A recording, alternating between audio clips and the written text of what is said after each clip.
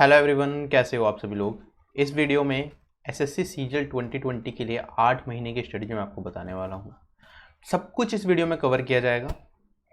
Syllabus क्या है exam का, ठीक है, कौन कौन सी पोस्ट हैं जो आप एसएससी सीजीएल के थ्रू पा सकते हो, एग्जाम का पैटर्न कैसे है, प्रीवियस ईयर की कट ऑफ क्या रही है, क्या स्ट्रेटेजी होनी चाहिए आपको एग्जाम को क्लियर करने के लिए, रूटीन क्या होना चाहिए आपका, और कौन कौन सी बुक्स आपको फॉलो करनी चाहिए। मतलब everything will be covered about SSC CGL 2020 examination, so that एक ही जगह पे आपको सारा कंटेंट मिल जाए और आप पूरी की पूरी तैयारी यहाँ पे कर सको। इसके बाद कोई भी आपका डाउट ना रहे बेसिकली। ठीक, तो शुरू करते हैं। शुरू करने से पहले अगर आप किसी भी कॉम्पिटिटिव एग्जाम की तैयारी कर रहे हो और अनअकैडमी से अपनी पूरी तैयारी करना चाहते हो तो आप RB10 कोड यूज कर सकते हो, जिससे कि आपको मैक्सिमम डिस्काउंट मिले सभी प्लान्स के ऊपर। तो इस कोड को याद रखना है, डेट इज RBE10। अगर हम बात करें एसएससी सीजीएल के थ्रू बहुत सारी पोस्ट होती हैं, जैसे कि एग्जामिनर की पोस्ट हो गई, income tax inspector, excise inspector, ministry of external affairs में असिस्टेंट सेक्शन ऑफिसर बनना चाहते हो, सीबीआई ज्वाइन करना चाहते हो, ठीक है, income tax department, excise department, ठीक है, जो कि अब CBIC हो गया है, central board of indirect taxes and customs, ठीक है। आप central bureau of narcotics join करना चाहते हो जिसने अभी रिया चक्रवर्ती को घेर लिया था, ठीक है, ड्रग्स के मामले में। अगर आप मिनिस्ट्री ऑफ रेलवे ज्वाइन करना चाहते हो, इंटेलिजेंस ब्यूरो ज्वाइन करना चाहते हो, CSS ज्वाइन करना चाहते हो, इन्फोर्समेंट डायरेक्टरेट ज्वाइन करना चाहते हो, ठीक है, सभी के सभी डिपार्टमेंट्स की रिक्रूटमेंट एसएससी सीजीएल एग्जाम के थ्रू होती है। जो इसमें जो आपको पोस्ट मिलती है ग्रेड B की और ग्रेड C की पोस्ट होती हैं, ठीक है, जूनियर स्टैटिस्टिकल ऑफिसर की जॉब भी है, टैक्स असिस्टेंट की जॉब भी होती है। तो यहाँ पे 3 तरह के ग्रेड्स होते हैं हमारे पास जनरली। 4600 ग्रेड भी होता है, 4800 ग्रेड भी होता है, 2400 ग्रेड, 2800 ग्रेड, 4200 ग्रेड, अलग अलग ग्रेड पे की जॉब्स होती हैं। मोटा मोटा कहें 4600 ग्रेड पे की जॉब अगर इंस्पेक्टर आप पोस्ट लेते हो, लगभग ज़्यादातर पोस्ट 4600 ग्रेड पे है, जिसमें आपको जो सैलरी मिलती है वो 70,000 के आसपास मिलती है ग्रोस सैलरी। और बाकी अगर मिनिमम की बात करूँ तो टैक्स असिस्टेंट की पोस्ट होती है जो कि 2400 ग्रेड पे की होती है। उसमें भी अगर आप दिल्ली जैसे शहर में रहते हो, ठीक है, उस जगह आपकी पोस्टिंग होती है तो उसमें भी आपको 40,000 के आसपास सैलरी मिल जाती है ग्रोस सैलरी। तो सारी की सारी पोस्ट बहुत अच्छी हैं। किसी भी पोस्ट में आपका सिलेक्शन हो जाए तो आपकी लाइफ काफ़ी हद तक सेट हो जाती है। और अगर हम बात करें यहाँ पे होता क्या है कि कुछ लोगों का सपना होता है कि मुझे ये पर्टिकुलर पोस्ट ही चाहिए, चाहे से आपको मिनिस्ट्री ऑफ एक्सटर्नल अफेयर्स में ही आप जाना चाहते हो, राइट, या फिर आप इनकम टैक्स इंस्पेक्टर ही बनना चाहते हो, उनकी कट ऑफ ज़्यादा जाती है। तो उसके लिए आपको थोड़ी ज़्यादा एफर्ट डालने पड़ते हैं। अभी 8 महीने हैं तो 8 महीने मिनिमम आपको तैयारी करनी पड़ती है अगर आपको टॉप रैंक लानी है, क्योंकि ये स्टार्टिंग की रैंक्स पे ही खत्म हो जाता है। वैकेंसीज तो आपके पास 8000 के आसपास होती हैं, लेकिन 400-500 रैंक तक ये सारी पोस्ट फिल हो जाती हैं। जो अगर आप मिनिस्ट्री ऑफ एक्सटर्नल अफेयर्स की बात करें, इनकम टैक्स इंस्पेक्टर की बात करें, इन पोस्ट की। बाकी जो पोस्ट हैं एक्साइज इंस्पेक्टर की काफ़ी ज़्यादा वैकेंसीज होती हैं, मिनिस्ट्री ऑफ रेलवेज की भी कट ऑफ हाई जाती है। तो डिपेंड करता है आपको कौन सी पोस्ट चाहिए, उस हिसाब से आप तैयारी करते हो। और अगर आपको टॉप पोस्ट चाहिए तो आपके लिए मेहनत ज़्यादा हो जाती है, और उसके लिए कम से कम आप 8 महीने अच्छे से तैयारी करोगे तो आप सिलेक्शन तक पहुंच सकते हो। कम टाइम में भी तैयारी करके लोग सीजीएल एग्जाम के थ्रू सिलेक्शन ले लेते हैं, लेकिन होता क्या, उन्हें अपनी ड्रीम जॉब एक बार की में नहीं मिलती। सिलेक्शन हो गया उसके बाद फिर दोबारा पेपर देना पड़ता है, फिर दोबारा तैयारी करो, फिर दोबारा प्रोसेस से गुजरो, प्रोसेस लंबा होता है। तो सारी चीज़ें मैं आपको यहाँ पे बताऊंगा, लेकिन मैं आपसे ये कह रहा हूँ कि अभी 8 महीने हैं। जो आपका नोटिस निकलेगा एग्जाम का वो आपका दिसंबर में निकलेगा। 21 दिसंबर को जो आपका एग्जाम कंडक्ट कराया जाएगा वो कराया जाएगा मई एंड में, ठीक है, मई एंड और जून तक आपका एग्जाम चलेगा, Tier 1 एग्जामिनेशन। तो उसमें लगभग 8 महीने आपके पास पूरे पूरे हैं। तो अपने इस 8 महीने को सही तरीके से प्लान करना बहुत जरूरी है, और एग्जाम के पैटर्न को समझना, क्योंकि एग्जाम का पैटर्न अगर आपको समझ आ गया तो आपके सिलेक्शन के चांसेस ज़्यादा हो जाते हैं। तो उस हिसाब से हम तैयारी करेंगे और मैं सारी चीज़ें आपको बताऊंगा। साथ ही साथ एसएससी ही एक CHSL एग्जाम भी कंडक्ट कराता है, जो कि 12th लेवल पे होता है। CGL ग्रेजुएशन लेवल पे होता है, CHSL 12th लेवल पे होता है, जिसका Tier 1 का पैटर्न बिल्कुल सेम है, जो कि जिसके फॉर्म नवंबर में निकलने वाले हैं, उसका पेपर अप्रैल में कंडक्ट कराया जाएगा Tier 1। तो इसके लिए भी सेम ही स्ट्रेटेजी फॉलो की जाती है, क्योंकि सेम ही सब्जेक्ट है, सब कुछ सेम ही है। तो दोनों एग्जाम के लिए स्ट्रेटेजी को आप फॉलो कर पाओगे, ठीक। अच्छा, this is something about me. My name is Shubham Jain. I am selected through 2017 in income tax department. मैं आपको यहाँ पे क्वांटिटेटिव एप्टीट्यूड पढ़ाता हूँ। और एक चीज़ और आप लोगों से कहना चाहूँगा, अगर आप CGL 2020 या CHSL 2020 कोई भी एग्जाम दे रहे हो, 2020 में सिलेक्शन लेना बहुत ज़्यादा जरूरी है। क्यों जरूरी है? क्योंकि 2021 से Tier 1 का पैटर्न चेंज होने वाला है। उसके बाद CET कंडक्ट कराया जाएगा, कॉमन एलिजिबिलिटी टेस्ट। अभी उसका सिलेबस भी नहीं आया है, ये भी नहीं पता वो किस तरह से कंडक्ट कराया जाएगा। और सभी SSC, बैंकिंग और रेलवे के सारे एग्जाम्स का Tier 1 कॉमन हो जाएगा। तो उसमें पैटर्न में जो चेंजेस आएगा, हमें उस हिसाब से अपने आप को ढालना पड़ेगा, ठीक है। तो उसके लिए थोड़े से एफर्ट्स हमें ज़्यादा लगाने पड़ेंगे। तो कोशिश करो कि 2020 में ही अपनी ड्रीम जॉब तक पहुंचो। अभी आपके पास एम्पल टाइम है, 8 महीने है, पूरी तैयारी आप यहाँ पे बिल्कुल आराम से कर सकते हो अगर एक सही स्ट्रेटेजी के साथ चलोगे। चाहे आपका बैकग्राउंड कुछ भी रहा हो, कुछ लोगों का बैकग्राउंड बहुत अच्छा होता है, इंग्लिश मैथ बहुत अच्छी होती है, ठीक है, उन्हें कम टाइम लगता है, लेकिन 8 महीने में वो लोग टॉप रैंक तक भी पहुंच सकते हैं। और आपका बैकग्राउंड अगर वीक भी है तो 8 महीने में बहुत अच्छी तैयारी करके एक अच्छी जॉब आप ले सकते हो। तो शुरू करते हैं आज के सेशन को। एसएससी सीजीएल टीयर 1 का पैटर्न आप समझो। यहाँ पे आपके पास 4 सेक्शन होते हैं, reasoning, quantitative aptitude, general awareness और इंग्लिश, ठीक है। हर सेक्शन से 25-25 क्वेश्चन, 50-50 नंबर का हर सेक्शन होता है। ओवरऑल 200 नंबर का पेपर होता है, ठीक है। 100 क्वेश्चन होते हैं, 1 घंटा मिलता है। 1 घंटे के अंदर आपको 100 क्वेश्चन अटेम्प्ट करना है। तो यहाँ पे आपको स्पीड की ज़्यादा जरूरत होती है। पेपर बहुत ज़्यादा मुश्किल नहीं है, लेकिन आपकी स्पीड अच्छी होनी चाहिए। उसके लिए आपको प्रीवियस ईयर पेपर्स करने पड़ेंगे, ठीक है। एक सीक्वेंस में पढ़ना पड़ेगा, जो चीज़ एग्जाम में आती है वो बार बार पढ़नी पड़ेगी। तो मेन चीज़ ये है कि हमारे पास टाइम की कमी होती है, जिसके लिए हमें मेहनत करनी पड़ती है, जिससे एग्जाम में हम मैक्सिमम स्कोर कर पाएँ। कट ऑफ 200 नंबर में से निकलती है आपकी टीयर 1 की। अगर कट ऑफ क्लियर करते हो तभी आप आगे जा पाओगे। एग्जाम में नॉर्मलाइजेशन भी होता है, तो मतलब अगर आपकी हार्डशिफ्ट आ गई तो आपके मार्क्स बढ़ जाएंगे। तो कोई ऐसी टेंशन नहीं लेनी, सभी को इक्वल अपॉर्चुनिटी मिलती है। कोई सेक्शनल कट ऑफ नहीं है, टोटल मार्क्स आपके 200 में से ही देखे जाएंगे, ठीक। टीयर 1 का पैटर्न समझ आया। स्ट्रेटेजी पे हम बाद में बात करेंगे, पहले हम पैटर्न समझें। ये 2018 की कट ऑफ है। आप देखोगे यहाँ पे यूआर कैटेगरी की कट ऑफ 200 में से 137 मार्क्स गई थी। और अगर मैं 2019 की कट ऑफ की बात करूँ, जो लेटेस्ट कट ऑफ है, उसमें आप देखोगे यूआर कैटेगरी जो आपकी कट ऑफ गई है 200 में से 147 मार्क्स गई है, 147.7 मार्क्स। तो यहाँ पे 75% पे तो कट ऑफ जा रही है, राइट।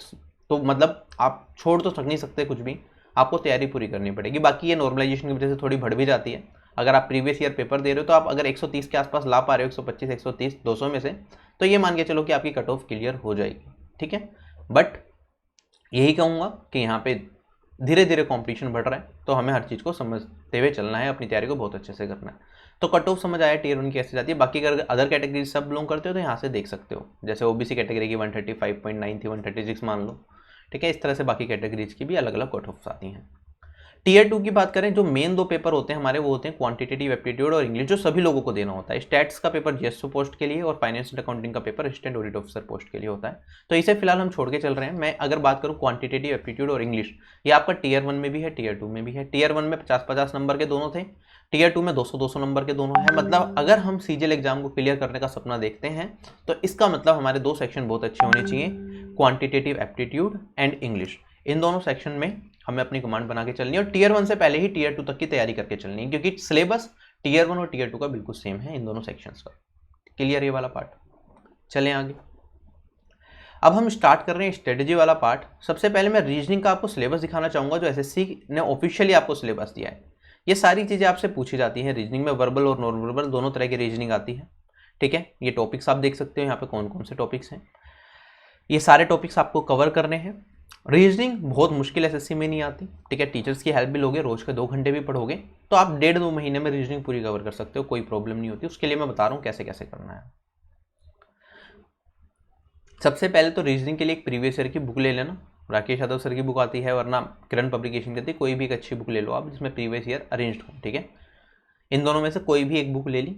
उसके बाद आपने क्या करा, टीचर्स की हेल्प से, मेंटर्स की हेल्प से, ये चाहे यूट्यूब वीडियोस देख रहे हो आप, चाहे आपने कोर्सेज ले रखे हैं, किसी भी टीचर से, एक रीजनिंग के अच्छे टीचर से पूरा का पूरा कोर्स एक बार कर लिया। उससे आपको सारी शॉर्ट ट्रिक्स पता चल जाएंगी, सारे टॉपिक्स कवर हो जाएंगे, कोई टॉपिक आपका छूटेगा नहीं।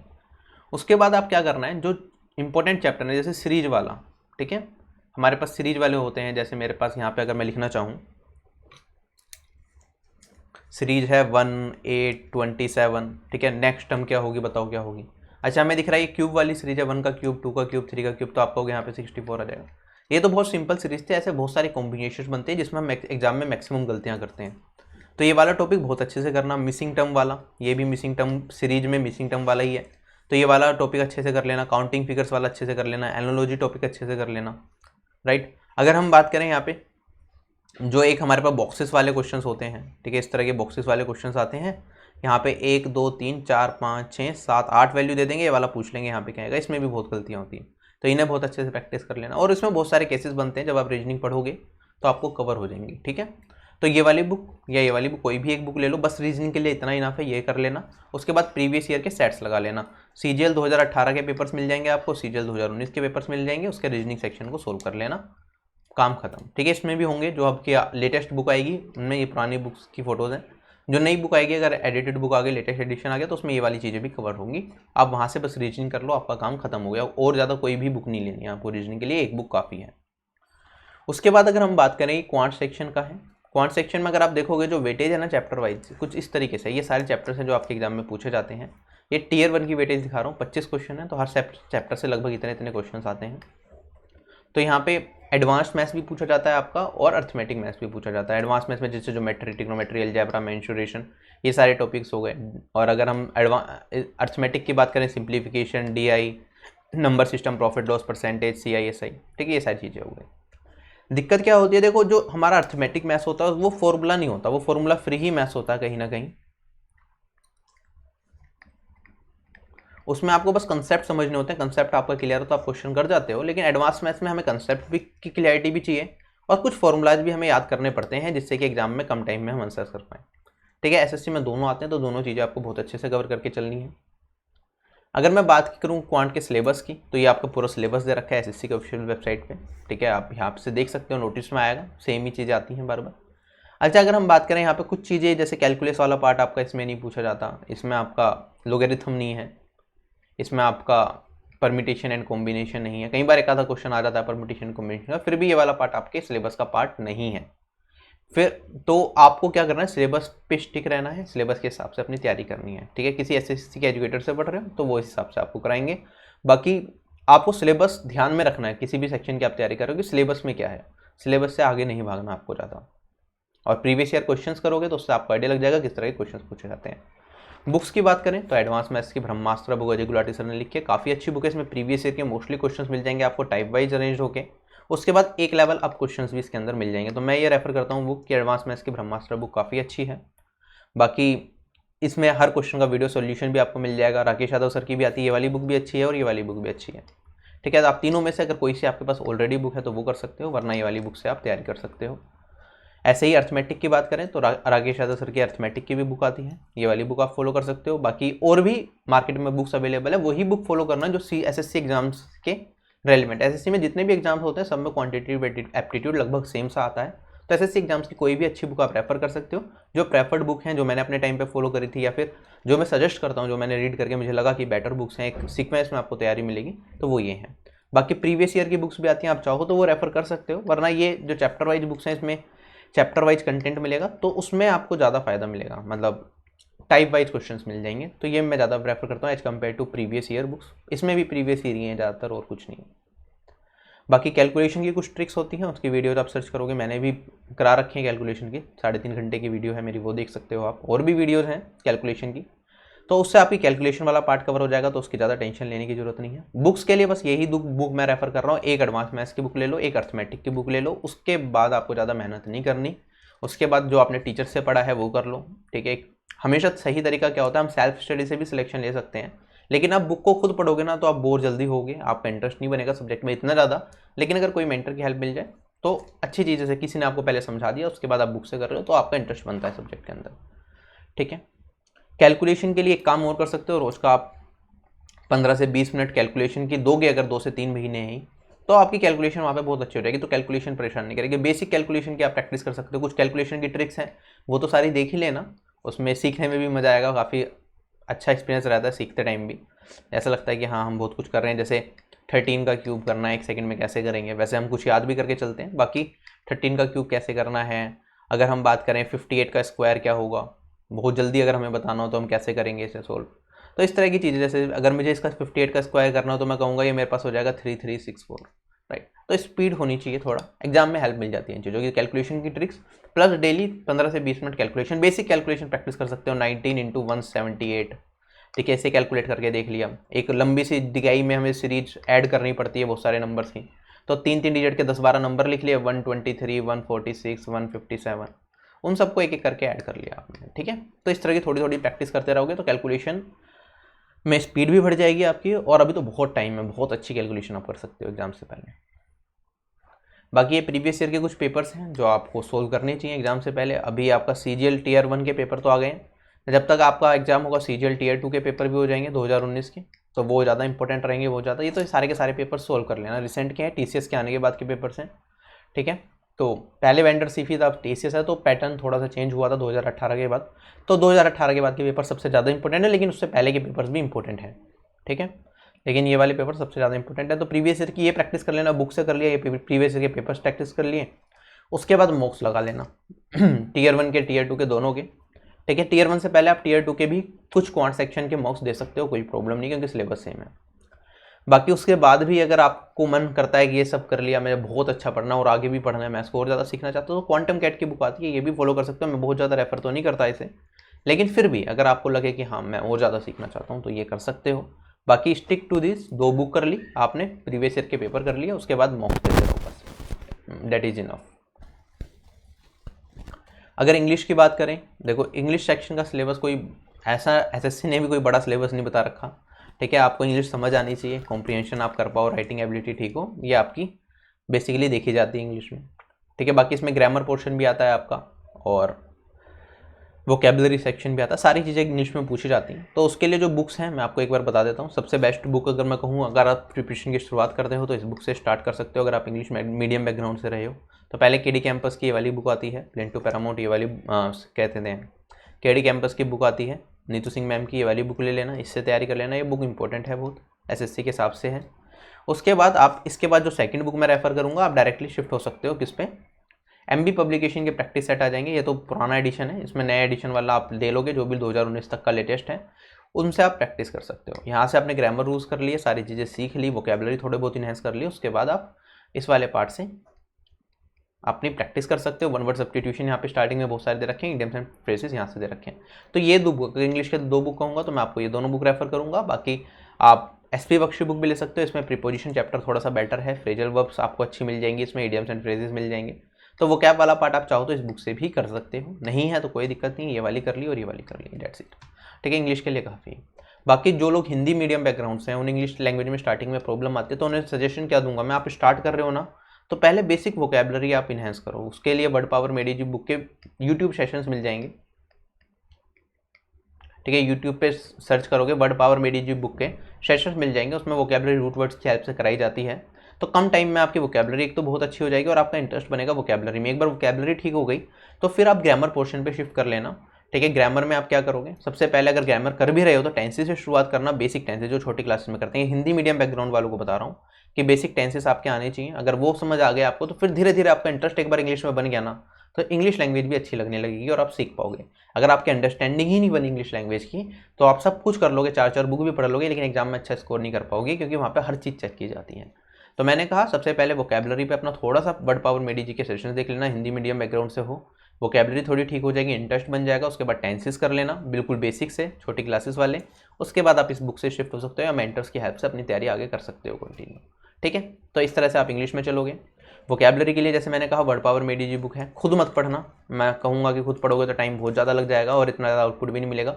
इसमें वर्ड्स थोड़े मुश्किल भी आ जाते हैं बीच बीच में, क्योंकि इंग्लिश टू इंग्लिश बुक है। आप इंग्लिश में वर्ड देखोगे, उसका एक्सप्लेनेशन इंग्लिश में मिलेगा, उस एक्सप्लेनेशन में भी कुछ वर्ड्स ऐसे मिलेंगे जिसका मीनिंग आपको नहीं पता होगा। तो इसके लिए यूट्यूब सेशंस की हेल्प लेना, ठीक है। यूट्यूब पे मिल जाएंगे, अनअकैडमी ऐप इंस्टॉल कर रखी है, वहाँ पे भी सेशंस मिल जाएंगे वर्ड पावर मेडी जी के। तो वहाँ से इसके फ्री सेशंस देख लेना, वो सब फ्री मिल जाएगा आपको, कोई टेंशन नहीं है। पहले वो सेशंस करना, उसके बाद आप अपनी इंग्लिश की तैयारी स्टार्ट कर सकते हो थोड़े थोड़े। बाकी प्रीवियस ईयर की वोकेबलरी अगर आप देखना चाहते हो तो ब्लैक बुक भी फॉलो कर सकते हो, इसमें प्रीवियस ईयर की सारी वोकेबलरी मिल जाएगी आपको, जो एसएससी एग्जाम्स में पूछी गई है, ठीक। बाकी मैंने कहा 1 बुक और 2 बुक इंग्लिश के लिए ये, उससे पहले मैथ्स की भी मैंने 2 बुक बताई आपको, वो लेनी ही पड़ेगी क्योंकि आपको एडवांस पोर्शन भी करना, अरिथमेटिक दोनों की अलग अलग बुक आती है। ऐसे ही यहाँ पे प्रैक्टिस सेट और बेसिक बुक 2 बुक इंग्लिश की हो गई, 1 बुक रीजनिंग की हो गई, 5 बुक। और अगर हम बात करें इसके बाद हमारे पास सेक्शन बचता है जनरल अवेयरनेस। देखो जनरल अवेयरनेस का सिलेबस यहाँ पे ऐसे दे रखा है, अब इतना सब तो आपको देखना नहीं है, मैं आपको सीधा सीधा बता देता हूँ आपको क्या क्या चीज़ें करनी होंगी इसमें, ठीक है। ये मेजर पोर्शन है, history, geography, polity, economy, physics, chemistry, biology, current affairs, art and culture, miscellaneous, world GK, computer and IT, books and authors, ठीक है। इस तरह से वेटेज होती है, 25 क्वेश्चन आने हैं, लगभग इतने क्वेश्चन हर एक सेक्शन से आपको देखने को मिलेंगे। उस हिसाब से आप अपनी तैयारी कर सकते हो। करंट अफेयर्स की वेटेज ज़्यादा है, 4 से 5 क्वेश्चन करंट अफेयर्स के आ जाएंगे, तो लगभग 8 से 10 नंबर का करंट अफेयर आता है। कुछ शिफ्ट में 15 नंबर का भी आ जाता है, कुछ शिफ्ट में आपका ये 6 से 8 नंबर का भी रह जाता है। तो करंट अफेयर्स इंपॉर्टेंट है, इंपॉर्टेंट टॉपिक्स मैं बता दूंगा करंट अफेयर्स के। बाकी ये सारे सेक्शंस हैं, ये आपको पूरे कवर करने ही हैं, ठीक है। एग्जाम में अच्छा स्कोर करना चाहते हो, जीके में 50 में से अगर आप 30 भी ले आते हो तो ये मान के चलना अच्छा स्कोर है, ठीक है। तो don't aim for 50 out of 50, बहुत ही कम लोगों के कभी शायद 50 आउट ऑफ 50 आए हों। 45 तक लोगों के आ जाते हैं, लेकिन बहुत मुश्किल होता है। उसके लिए आपको पूरे साल मेहनत करनी पड़ेगी। जीके सेक्शन में किस्मत का भी साथ देना जरूरी है। तो जीके पे फोकस करना है, लेकिन इतना ज़्यादा डूबना भी नहीं है जीके में, क्योंकि टियर 1 में ही आना, ना ही टियर 2 ना ही टियर 3 में आएगा। ठीक है, टोटल अगर 700 नंबर का एसएससी सीजीएल एग्जामिनेशन है, उसमें जीके की वेटेज सिर्फ 50 नंबर की है। ठीक, तो 50 नंबर की वेटेज है, टियर 1 में आ रहा है, तो हमें टारगेट ये करना है कि कम से कम 20 से 30 नंबर तो लेके आए इसमें। बाकी कोई बात नहीं, बाकी तीनों सेक्शन में आप इंग्लिश में, क्वांट में और रीजनिंग में, तीनों में आप लगभग 47.5 के आसपास स्कोर कर सकते हो। ओवरऑल 150 में से इन तीनों सेक्शन में टारगेट करना 140 प्लस की, और उसके बाद जीके में आप 20 से 30 नंबर जितने भी मिल जाए वो बोनस का है। ठीक है, वो आपको आगे लेके जाएगा। ठीक, तो फोकस पहले इन तीनों सेक्शन पे करना है, इन तीनों सेक्शंस को 100% कवर करना है, जिससे कि आप इसमें मैक्सिमम स्कोर कर पाओ।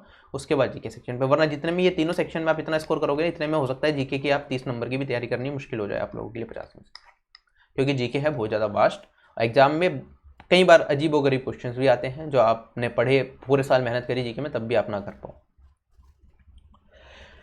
जीके के लिए एनसीईआरटी आप चाहो तो इकोनॉमिक सेक्शन के लिए मैं कहूँगा कि आप 11th और 12th के एनसीईआरटी फॉलो कर सकते हो। ठीक है, वरना आप किसी मेंटर की हेल्प जैसे ले रहे हो तो उनके नोट से भी काम चल जाएगा, कोई बहुत ज़रूरत नहीं है कि पूरी पूरी बुक पढ़ी जाए।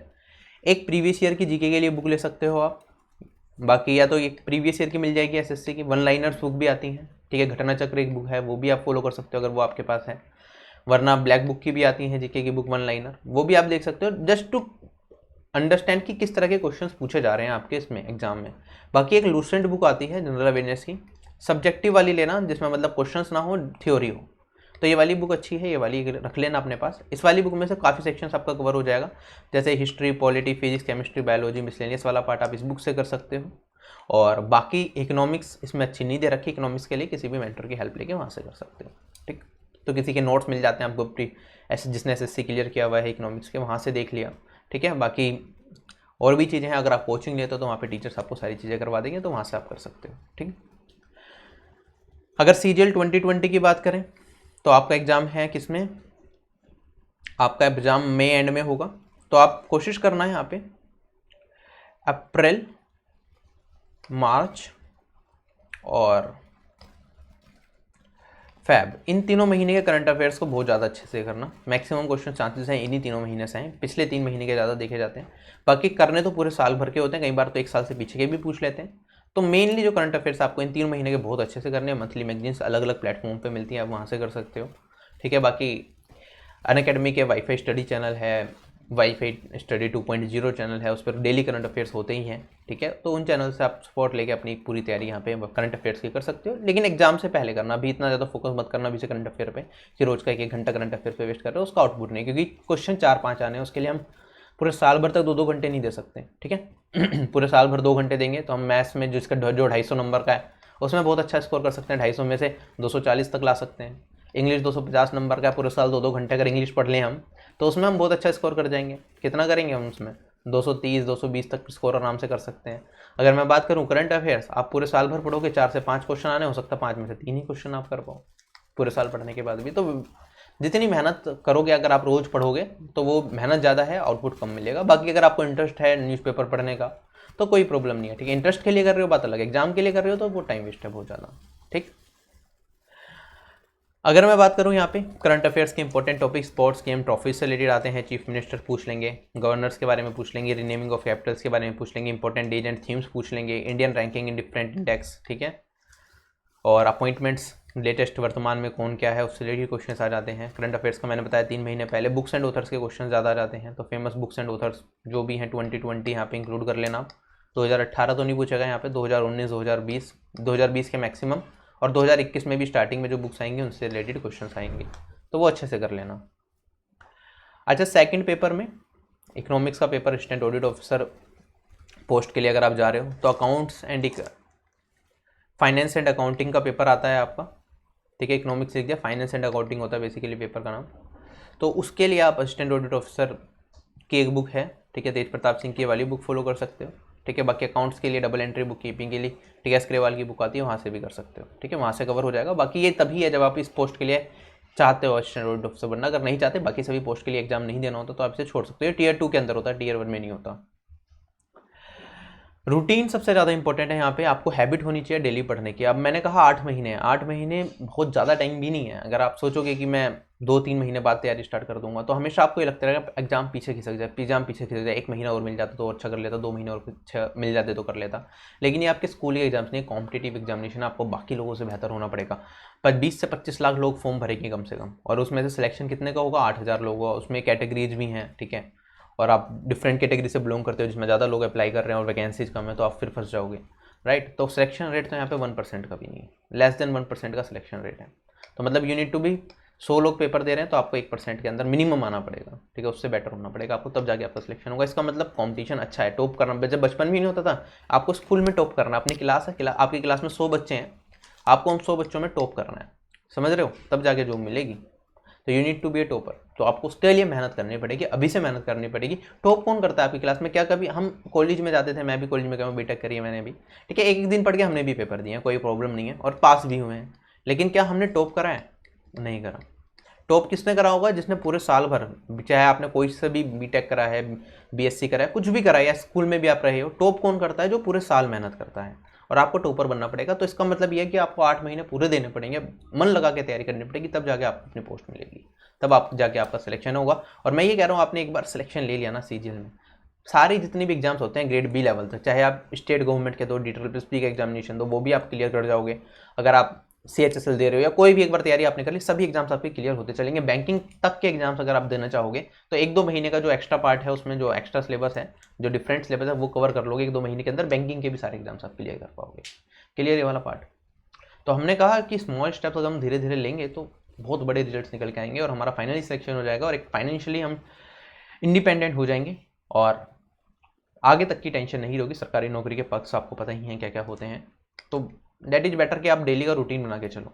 अब रूटीन में सब कहते हैं कि कितने घंटे पढ़ा जाए, तो आप हो सकता है ज़्यादा पढ़ने वाले हो, आप 12 घंटे भी निकाल सकते हो दिन का। कुछ लोग होते हैं 8 घंटे ही निकाल पाते हैं, कुछ लोग होते हैं जो 6 घंटे ही निकाल पाते हैं, कोई प्रॉब्लम नहीं है। It totally depends upon your background, कि आपका बैकग्राउंड कैसा है, आपको कितनी मेहनत की जरूरत है। अगर आप हिंदी मीडियम बैकग्राउंड से हो, बचपन में भी पढ़ाई में बहुत अच्छे नहीं रहे, तो आपको 8 से 12 घंटे भी निकालने पड़ सकते हैं रोज के पढ़ने के लिए। अगर आप बहुत अच्छे कॉलेज से पास आउट हो, आपका को एप्टीट्यूड लेवल बहुत अच्छा है, हमने देखा सारे पेपर एप्टीट्यूड के हैं, तो आप 6 घंटे भी पढ़ लोगे 8 महीने में, तो बहुत अच्छा स्कोर कर जाओगे, right. It totally depends on your background, और आप कितना पढ़ सकते हो। अगर आपकी क्षमता ही 6 घंटे पढ़ने की, और मैं आपसे कहूँ 12 घंटे निकाल लो, डेट इज नॉट पॉसिबल। अगर आप जॉब कर रहे हो ऑलरेडी, तो क्या आप 12 घंटे पढ़ पाओगे? नहीं पढ़ पाओगे। आप 5 से 6 घंटे निकाल लो, वही बहुत बड़ी बात होगी जॉब के साथ साथ, ठीक है। 4 घंटे निकालना भी मुश्किल होगा। उसमें आपको फिर क्या करना पड़ेगा? सैटरडे संडे छुट्टी वाले दिन ज़्यादा पुश करना पड़ेगा अपने आप को।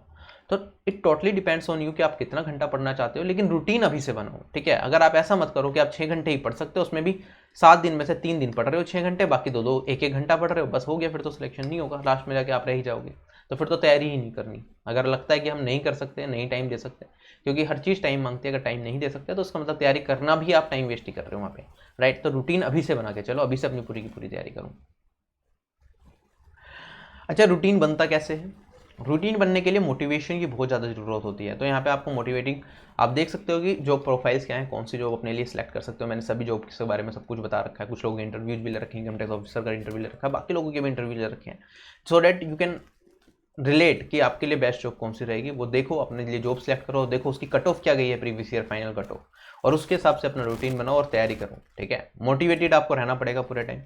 अब मोटिवेटेड रहने के लिए, अब कोरोना काल चल रहा है, तो इसमें क्या हो रहा है, ऑफलाइन कोचिंग्स तो बंद है सारी की सारी। होता क्या है, अगर हम खुद पढ़ते हैं तो इतना मोटिवेटेड नहीं रहते, लेकिन हमारे साथ बहुत सारे लोग हों जो साथ में पढ़ रहे हों, तो उन्हें देख देख के, एक दूसरे को देख देख के हिम्मत मिलती रहती है, रूटीन बना रहता है।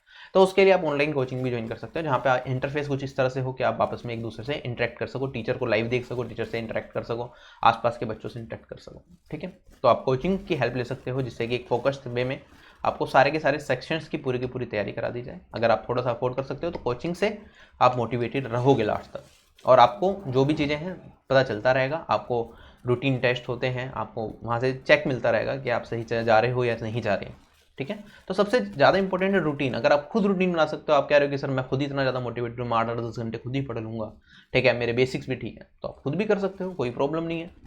लेकिन सही तरीका ये होता है कि हम जो टीचर्स हैं जिन्होंने ये सिलेक्शन ले रखा है ऑलरेडी, उनसे सीखें चीज़ों को, और एक बार की में सिलेक्शन लें, राइट। अगर हमें करना है negative sides of social media से बचना है, ठीक है, पूरे दिन सोशल मीडिया पे नहीं बताना, ठीक है, क्योंकि जब हम नए नए होते हैं हमें पता नहीं होता, हर चीज़ हमारे लिए नहीं होती है। क्वेश्चंस आ रहे हैं, ठीक है, कुछ क्वेश्चन आ गए, कोई मुश्किल सा क्वेश्चन वो वायरल हो रहा है, उस क्वेश्चन को सोल्व करने के लिए हमने 2 घंटे लगा दिए। क्या करना, वो 2 घंटे वेस्ट ही तो कर दिए, ठीक है, जरूर थोड़ी है वो क्वेश्चन आपके एग्जाम में। अगर इस तरह की बहुत सारी चीज़ें सोशल मीडिया पर चलती रहती हैं, तो आपको उससे बच के रहना है। अपना जो टारगेट है वो फिक्स रखना है कि हाँ मुझे ये एग्जाम क्लियर करना है, मुझे यहाँ तक जाना है। कभी भी नेगेटिव एटीट्यूड लेके नहीं आना कि सिलेक्शन नहीं होगा, ठीक है। अगर आप तैयारी करोगे तो 100% सिलेक्शन होगा। हमने एक बार की में सिलेक्शन लिया, बहुत सारे लोग हैं एक बार की में सिलेक्शन लेते हैं, टॉप पोस्ट तक पहुंचते हैं एक बार की में, ठीक है। तो उनका एटीट्यूड पॉजिटिव होता है, उन्हें पता है पेपर का पैटर्न क्या है, उन्हें पता है उनका लेवल क्या है, उन्हें पता है उन्हें अपना लेवल कैसे इंक्रीज करना है, उन्हें पता है कौन सी बुक्स पढ़ूंगा, किस तरह से चलूंगा तो मैं फाइनल सिलेक्शन तक पहुंच जाऊंगा। तो अगर आपके पास सही स्ट्रेटेजी है, सही मोटिवेशन है, सही लोगों से आप जुड़े हुए हो, तो आपका एटीट्यूड पॉजिटिव रहेगा एग्जाम के लिए, ठीक है। नेगेटिव लोगों से थोड़ा बच के रहो। कुछ लोग होते हैं 6 साल से सिलेक्शन नहीं हो पाया, तो खुद तो नेगेटिव हो जाएंगे, मैं समझता हूँ, ड्यू टू एनी रीजन उनको सिलेक्शन नहीं हुआ, तो खुद नेगेटिव होंगे, हो सकता है वो आपको भी थोड़ा सा डिमोटिवेट कर दें। तो पॉजिटिव एटीट्यूड आपको रखना है, ठीक है। अगर आपका सिलेक्शन नहीं हुआ एक बार की में, तो भी दूसरी बार की में आप सिलेक्शन ले सकते हो, क्योंकि सिलेबस वही है, सब कुछ वही है। तो एटीट्यूड शुड ऑलवेज भी पॉजिटिव। पॉजिटिव एटीट्यूड के साथ करोगे तो तैयारी में मन भी लगेगा और आप अच्छा करोगे। और यहाँ पे तैयारी कर रहे हो ना, ये देखो सीजीएल एग्जामिनेशन जो तैयारी है बहुत ज़्यादा इंटरेस्टिंग है, यू विल लव, मतलब जब आप तैयारी कर रहे होगे ना आपको मजा आएगा करने में, क्योंकि यहाँ पे बेसिकली एप्टीट्यूड है। जीके भी पढ़ोगे, जीके में आपको बहुत कुछ सीखने को मिलेगा, चाहे आप साइंस बैकग्राउंड से हो। पॉलिटी आपको बहुत ज़्यादा इंटरेस्ट बनेगा, आपका हिस्ट्री में इंटरेस्ट बनेगा, इकोनॉमिक्स में बहुत ज़्यादा इंटरेस्ट बनेगा, ठीक। तो इंटरेस्टिंग है तैयारी, मतलब मज़ा आता है तैयारी करते हुए, मन करता है और पढ़ो और सीखो और चीज़ें करो, ठीक है। पीयर प्रेशर में ज़्यादा आने की जरूरत नहीं है, अपना बस रूटीन बना के रखो। रूटीन के साथ करोगे 8 महीने, तो 8 महीने में अभी आप चाहे 0 लेवल पे हो, लेकिन 8 महीने के बाद यू विल बी लाइक, बस अब तो सिलेक्शन हो ही जाएगा, आपके अंदर अपने आप आ जाएगा कॉन्फिडेंस इतना। बाकी अगर आप ऑलरेडी एसएससी एग्जाम देते हो और तो अनअकैडमी पे आप मुझसे जुड़ सकते हो। बहुत सारी फ्री क्लासेस मेरी अनअकैडमी एप्लीकेशन पे अवेलेबल है, डिस्क्रिप्शन बॉक्स में मेरे प्रोफाइल का लिंक मिलेगा। अगर सीजीएल मेंस की तैयारी कर रहे हो तो वहाँ पे मेरे लेक्चर्स मिल जाएंगे आपको, सीजीएल 2019 मेंस के लिए, सीएचएसएल 2019 के लिए, तो वो सारे फ्री लेक्चर्स आप देख सकते हो। उसके लिए आपको अनअकैडमी ऐप इंस्टॉल करनी है, डिस्क्रिप्शन बॉक्स में प्रोफाइल का लिंक है, फॉलो करना है, वो सारी वीडियोज़ आप देख पाओगे। अगर आप सीजीएल 2020 की तैयारी कर ही रहे हो, सीएचएसएल 2020 की तैयारी कर रही हो, तो मेरा कंप्लीट बैच स्टार्ट हो रहा है 5 अक्टूबर से, आप उसमें एनरोल कर सकते हो, जिसमें पूरा क्वांटिटेटिव एप्टीट्यूड मैं कराऊंगा, ठीक है। और बाकी ऑलरेडी एक और बैच चल रहा है जिसमें इंडिया के टॉप एजुकेटर्स अवेलेबल हैं यहाँ पे, जो सभी सेक्शंस आपको कवर कराएंगे एक ही प्लान के अंदर। तो आप अनअकैडमी से अपनी पूरी की पूरी तैयारी कर सकते हो, आप लाइव क्लासेस अटेंड कर सकते हो, क्यूजेस दे सकते हो, ठीक है, और रिकॉर्डेड वीडियोस देख सकते हो, पुरानी बैचेस देख सकते हो, सब कुछ अवेलेबल आपको एक ही प्लान के अंदर हो जाता है। आपको क्या करना है, अनअकैडमी ऐप इंस्टॉल करके, अनअकैडमी ऐप इंस्टॉल करी, उसके बाद आपने कैटेगरी सेलेक्ट करी एसएससी एग्जाम्स, उसके बाद आप जाओगे गेट सब्सक्रिप्शन। गेट सब्सक्रिप्शन पे क्लिक करते ही आपको पूछेगा 1 महीने का प्लान, 3 महीने का, 6 महीने का, 12 महीने या 24 महीने। सीजीएल 2020 की तैयारी कर रहे हो, 12 महीने या 24 महीने वाला प्लान प्रेफर कर सकते हो, जिससे कि टियर 1, टियर 2, टियर 3 सभी स्टेजेस आपके एक ही जगह से कवर हो जाए, ठीक है। प्लान सेलेक्ट करा, काफ़ी अफोर्डेबल प्लान है, पहले तो ऑफलाइन था काफ़ी महंगे होते थे, अभी अफोर्डेबल है, ठीक है। तो क्योंकि ऑनलाइन है तो चीज़ें आसान हो गई हैं, ठीक है। और पढ़ाने में भी अब थोड़ा इंटरेस्ट होता है कि क्वेश्चंस के लिए आपको अलग से लिखने की मेहनत नहीं करनी, जो क्लास की पीडीएफ्स हैं वो पीडीएफ्स मिल जाएंगी, तो नोट्स बनाने में भी आपको काफ़ी ज़्यादा हेल्प मिल जाएगी, और भी बहुत सारी चीज़ें हैं, राइट। तो आप प्लान सेलेक्ट कर सकते हो अपने हिसाब से। और उसके बाद क्या करना, RB10 कोड। RB10 कोड जैसे ही आप अप्लाई कर दोगे आपको डिस्काउंट मिल जाएगा, इसके अंदर जितने भी प्लान है सब में आपको 10% का डिस्काउंट मिल जाएगा। बाकी और भी फर्दर डिस्काउंट्स होते हैं, वो भी आप अवेल कर सकते हो, जैसे ही आप प्लान्स लोगे आपको दिख जाएंगी सारी की सारी चीज़ें, ठीक है। कोड याद रखना RB10, जो भी मैक्सिमम डिस्काउंट चल रहा होगा उस टाइम पे वो वाला डिस्काउंट आपको इस कोड से मिल जाएगा, RBE10, ठीक। तो आप अपनी पूरी तैयारी अनअकैडमी से कर सकते हो। अगर आप बैंकिंग एग्जाम्स की तैयारी करना चाहते हो तो बैंकिंग एग्जाम्स के लिए अलग से आप सब्सक्रिप्शन ले सकते हो, उसके लिए भी RB10 कोड एप्लीकेबल है। चाहे आप यूपीएससी CSC की तैयारी अनअकैडमी से कर रहे हो, रेलवे एग्जाम्स की तैयारी कर रहे हो, सभी जगह RB10 कोड एप्लीकेबल है, आप पूरी की पूरी तैयारी वहाँ से कर सकते हो और मुझसे जुड़ सकते हो। अगर हम बात करें तो इस वीडियो में सिर्फ इतना ही था, मैंने आपको सारी चीज़ें बता दी। आई होप आपके सारे के सारे डाउट्स क्लियर हो गए होंगे। So thank you so much, all the best, I hope you get your dream job soon.